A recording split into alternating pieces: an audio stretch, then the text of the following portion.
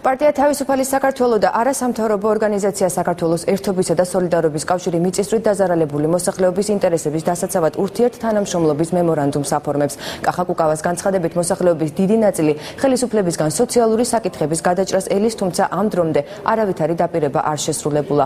მისივე განმარტებით, პარტია თავისუფალი საქართველო და არასამთავრობო ორგანიზაცია მიწისძვრით დაზარალებული მოსახლეობის საცხოვრებელი ფართებით უზრუნველყოფაზე ერთობლივად იმუშავებენ.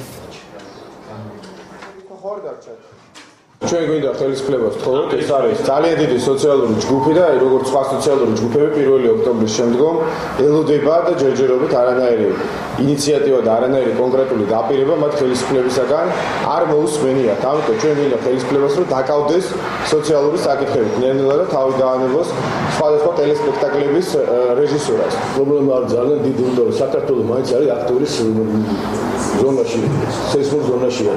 ამასთანაც თბილისთან ახლო მოხდა არ უნდა პანიკა გამოიწვია, კიდეში ვიცედა მოხდა. აი მე ნაზრები ცენტრი იყო, ვიცედა ნაზრები. ნაზრები ძალიან ჩუმურეთი, იგუბე, რა ვიცი საბუთალოსაც მოხდა, როგორ ყველა ეს სახლები საშენ დღეში არიან. ბიზნეს მოსახლეობა.